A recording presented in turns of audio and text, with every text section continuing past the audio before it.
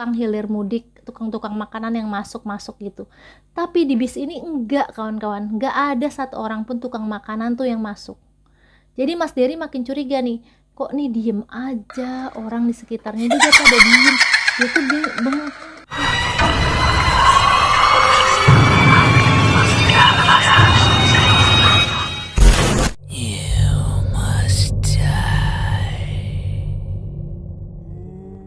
Assalamualaikum warahmatullahi wabarakatuh. Halo, apa kabarnya nih kawan-kawan semua?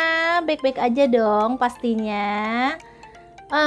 Saya udah nongol nih di layar kaca kalian. Pasti ada yang mau saya ceritain. Tapi sekali lagi sebelum saya bercerita, saya mau berterima kasih dulu untuk yang sudah subscribe, sudah like, sudah komen, dan sudah share. Terima kasih banyak. Yang belum masih ditunggu ya. Cerita sore ini kiriman dari Mas Dery ya namanya, di Facebook yang judulnya Bus Hantu. Bus hantu, pengalamannya beliau ini naik bus hantu. Kita dengerin aja ya gimana ceritanya. Begini ceritanya.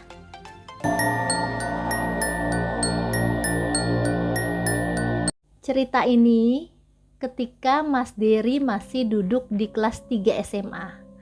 Jadi Mas Dery ini punya hobi memancing kawan-kawan. Nah dia kalau mancing ini biasanya dia bareng-bareng sama omnya dan sepupunya. Nah om dan sepupunya ini kebetulan sudah jalan duluan nih untuk ke tempat pemancingannya.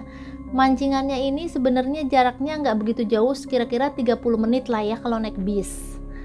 Nah, karena om dan sepupunya ini udah jalan duluan, Mas Dery itu di telepon nih, katanya ya udah ayo, katanya kamu nyusul aja ke sini karena nih hari udah mulai siang kan waktu itu. Dia pulang sekolah itu jam setengah 12. Jadi habis sholat zuhur, Mas Dery langsung beranjak untuk siap-siap mau memancing nih sama sepupunya dan omnya ini. Dia bilang nih ke mamahnya, "Ma, aku pengen mancing nih sama si om," gitu, sama sepupunya yang sebut aja si A.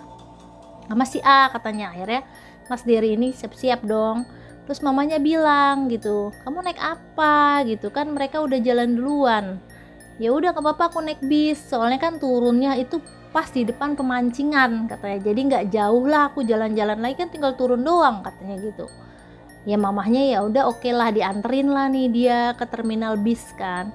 Nah kata mamanya, "Hati-hati ya, nanti kalau turun jangan ini aja, jangan loncat aja, takutnya jatuh," gitu kan. Mamanya ngomong-ngomongin. Oh iya, udah salim lah dia tuh pergi tuh kawan-kawan. Dia nungguin nih bis lama banget. Akhirnya dia melihat, oh iya nih ada bisnya ini jurusan menuju ke pemancingan itu kawan-kawan. Dia naik lah. Bisnya itu jelek banget waktu itu kan, udah lusuh lah, jelek gitu. Kata dia, kok bis jelek banget sih, tumben gitu kata dia. Akhirnya dia duduk.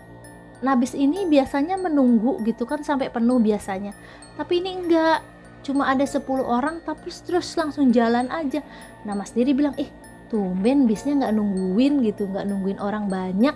Biasanya kalau misalnya itu nunggu dulu sampai tempat duduknya itu terisi penuh baru jalan. Kok ini langsung jalan ya, kata Mas Dery gitu. Tapi nggak apa-apa deh, kata Mas Dery, karena makin cepat jalan otomatis makin cepat sampai, pikirnya Mas Dery. Di tengah perjalanan tuh ya, biasanya tuh banyak banget kan tukang hilir mudik, tukang-tukang makanan yang masuk-masuk gitu.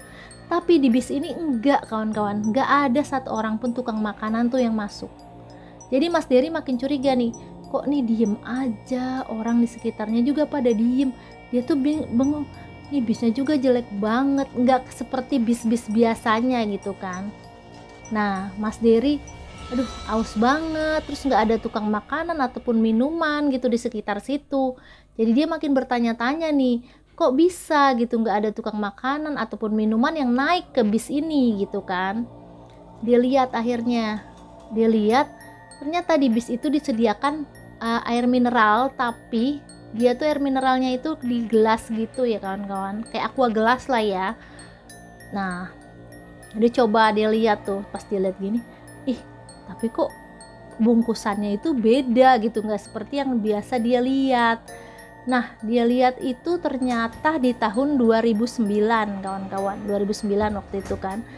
Dia lihat, ih, kok ini bungkusannya tahun 2009 sih bacaannya. Kadaluarsa dong, kata dia. Akhirnya dia nggak jadi minum tuh. Dia taruh lagi karena udah lama banget. Terus dia lihat jam.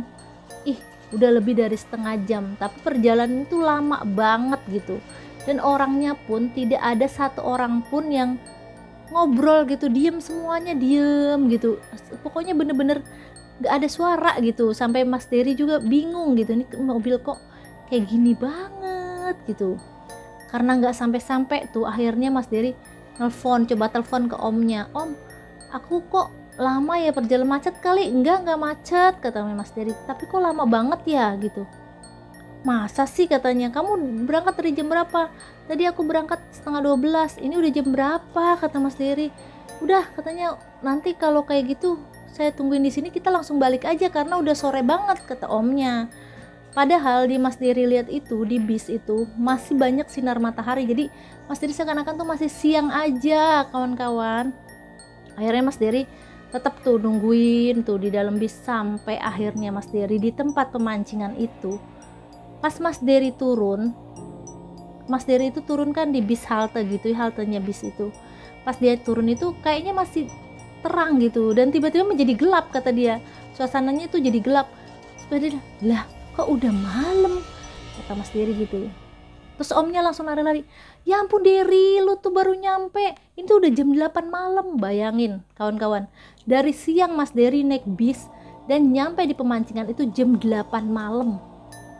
Omnya langsung, ayo udah pulang. Aduh ya Allah, katanya, untung dia selamat. Dan mama papanya Mas Dery pun udah ada di situ di pemancingan itu, menunggu di situ. Jadi tuh Mas Dery tuh ngiter-ngiter kali ya, atau gimana naik bis itu, dia nggak sadar. Pokoknya dia nyampe di sana itu jam 8 malam. Sebenarnya Mas Dery itu jalan dari siang, dari setengah 12 siang gitu, kawan-kawan.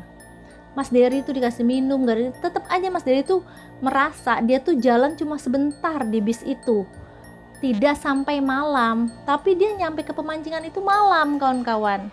Begitu ceritanya. Jadi sampai sekarang pun Mas Dery masih merasa aneh gitu dengan bis itu gitu. Menurut cerita-cerita orang, kalau bis itu adalah bis hantu. Jadi Mas Dery sendiri bingung lah ya. Oh iya, Mas Dery juga bingung karena dia merasa dia perginya itu dari siang. Kenapa bisa sampainya tuh malam gitu kan? Dia bingungnya di situ.